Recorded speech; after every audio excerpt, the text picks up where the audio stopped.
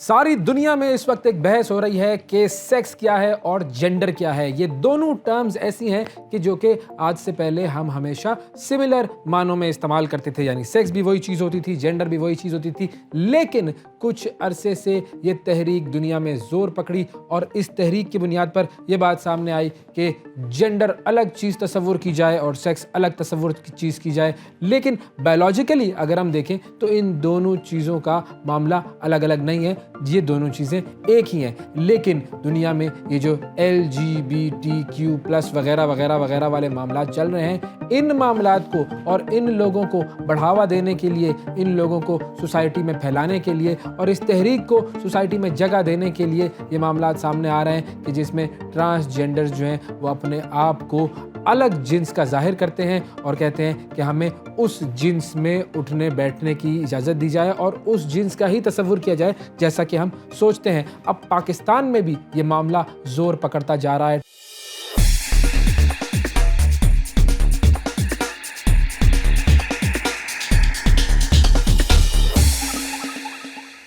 Transgender act जब आया था तो उसके हवाले से दो बातें सामने आ रही थी। एक बात तो ये थी कि हमारे साथ हमारा ये जो तबका है, ख्वाजा सरा तबका जिसको कहा जाता है, उसके साथ बड़ी ज़्यादतियाँ होती हैं, उसे अपॉर्चुनिटीज़ नहीं मिलती, तो उन्हें अपॉर्चुनिटीज़ दी जानी चाहिए, फैसिलिटीज़ दी जानी चाहिए और उन्हें इस मुल्क का शहरी होने की हैसियत से तमाम हुकूक हासिल होने चाहिए। बिल्कुल ठीक बात है, ऐसा होना चाहिए। लेकिन कुछ लोगों का एतराज़ ये भी था कि इस कानून की आड़ में वो जो ट्रांसजेंडर्स हैं, वो जो LGBTQ कम्यूनिटी वाले हैं, वो सामने आएंगे और इस माशरे में उनका असर रसूख इस्तेमाल होना शुरू होगा और वो इस माशरे में फैल जाएंगे, जिससे मर्दों को, ख़वातीन को मसाइल होंगे और इस माशरे की जो हैयत है वो ही बदल जाएगी और ये माशरा तबाही की जानिब चला जाएगा। कुरान में तो हमने पढ़ा है कि कौम लूत के हवाले से क्या लिखा हुआ है और किस तरीके से कंडेम किया गया है इस एक्ट को। लेकिन अब पाकिस्तान की यूनिवर्सिटीज़ में ये मामला सामने आया है। वो यूनिवर्सिटीज़ जो ख़वातीन की यूनिवर्सिटीज़ हैं, ख़वातीन के लिए ही मखसूस हैं, वो यूनिवर्सिटीज़ अब एडमिशन दे रही हैं। और किन लोगों को एडमिशन दे रही हैं? उन लोगों को एडमिशन दे रही हैं कि जो कि ट्रांसजेंडर हैं और उन्होंने अपने आप को सेल्फ परसीव्ड जेंडर के हिसाब से फीमेल डिक्लेयर कर लिया है, यानी कि वो मर्द होते हैं लेकिन वो कहते हैं कि हमें अपने आप को औरत कहना है और हम समझते हैं कि हम औरत हैं, तो इसीलिए हमें औरत तस्वुर किया जाए। ये 4 यूनिवर्सिटीज़ का मामला मैं आपके सामने लेकर आता हूँ। ये इनके वो एडमिशन फॉर्म्स भी हैं, एडमिशन की डिटेल्स भी हैं, एडमिशन के ब्रोशर्स भी हैं और इनके वेबसाइट के स्क्रीनशॉट्स भी हैं।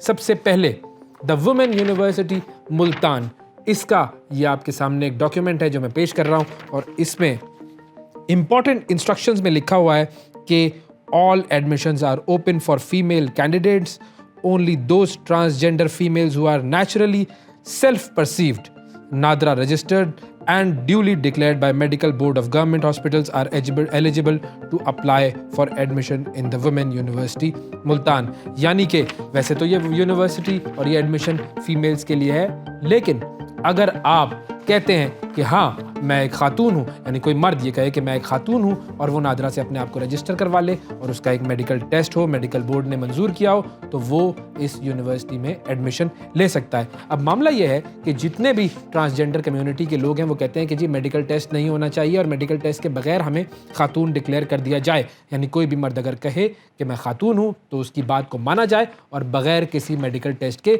उसे डिक्लेयर कर दिया जाए। तो अगर बगैर किसी मेडिकल टेस्ट के डिक्लेयर कर दिया जाएगा तो मुल्तान की यूनिवर्सिटी उसको एडमिशन दे देगी। रिक्वायरमेंट तो उन्होंने लिखी है, लेकिन कानूनी तौर पर अगर ये मामला ना हो तो बस फिर मुल्तान की ख़वातीन की यूनिवर्सिटी में मर्दों को एडमिशन मिल जाएगा, सिर्फ इस बेसिस पर कि उन्होंने कहा है कि हम खातून हैं।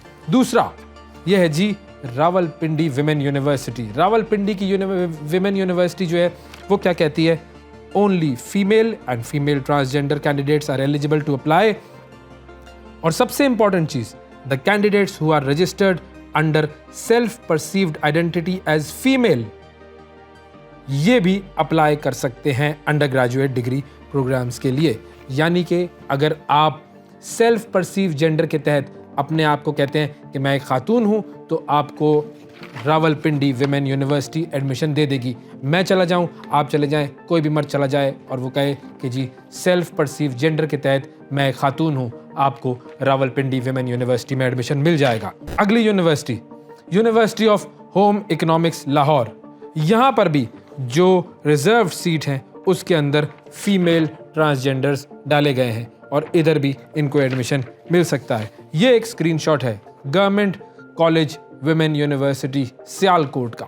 ये इनकी स्क्रीन है, उसका स्क्रीनशॉट है। इसके अंदर एक ड्रॉप बॉक्स दिया हुआ है जिसमें आपने जेंडर सिलेक्ट करना होता है। तो जब आप जेंडर सिलेक्ट करते हैं तो क्या आता है, 2 ऑप्शन आते हैं। उसूलन एक ही जेंडर आना चाहिए, वो है फीमेल का, लेकिन यहाँ पर जो जेंडर आता है वो फीमेल आता है और दूसरा आता है ट्रांसजेंडर और उसके आगे ब्रैकेट में लिखा हुआ है शी मेल, यानी शी मेल्स जो हैं वो भी इस यूनिवर्सिटी में अप्लाई कर सकते हैं, सियालकोट की ख़वातीन की यूनिवर्सिटी में, और उन्हें यहाँ पर दाखिला दे दिया जाएगा। तो अब जब ये लोग, यानी कि वो मर्द जो अपने आप को खातून कहते हैं और खातून समझते हैं, वो इन यूनिवर्सिटीज़ में एडमिशन ले लेंगे ख़वातीन की यूनिवर्सिटीज़ में, तो होगा क्या, इन्हें एक्सेस हासिल हो जाएगा उन ख़वातीन के प्राइवेट स्पेसेस में जो इस यूनिवर्सिटी में पढ़ती हैं। हमारी बहनें, बेटियां, वो सब जो कि लड़कियों के कॉलेजेस में, लड़कियों की यूनिवर्सिटीज़ में एडमिशन्स लेती हैं, वो इसलिए लेती हैं कि उनकी एक प्राइवेसी होती है, उनका पर्दा होता है। वो नहीं चाहती कि मर्दों के साथ मखलूत निज़ाम तालीम में वो तालीम हासिल करें और उनका ये राइट है।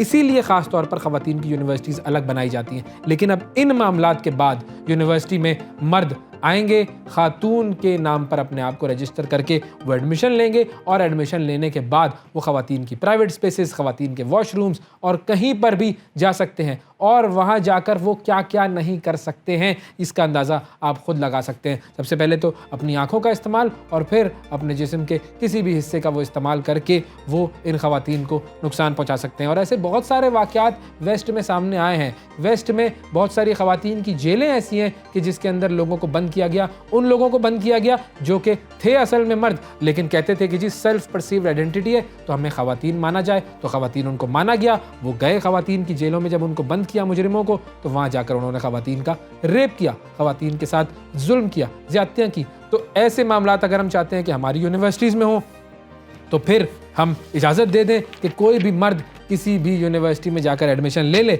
लेकिन अगर हम चाहते हैं कि हमारा माशरा इस किस्म की गिलाज़त से पाक रहे तो हमें ज़रा देखना होगा कि ये यूनिवर्सिटीज़ आज़ादी के नाम पर और ट्रांस राइट्स के नाम पर कर क्या रही हैं। ये असल में LGBT प्रोपेगेंडा है, उसको प्रमोट कर रही हैं, LGBT आइडियोलॉजी जो है उसको प्रमोट कर रही हैं और इसको रोकना चाहिए। बहुत सारे लोग जो इसके खिलाफ आवाज़ उठाते हैं उनके हवाले से कहा जाता है कि ये तो बैकवर्ड लोग हैं, इन्हें क्या पता ज़माना कहाँ से कहाँ पहुँच गया है। तो ऐसा नहीं है, बैकवर्ड नहीं है ये लोग सोच रहे हैं, ये लोग जानते हैं कि हमारा दीन क्या कहता है, हमारा मज़हब क्या कहता है, हमारा माशरा कैसा है और हम किस तरह से ऐसी चीज़ों से अपने माशरे को पाक रख सकते हैं। तो हमें इन लोगों को सपोर्ट करना है जो कि इस एजेंडे के ख़िलाफ़ हैं।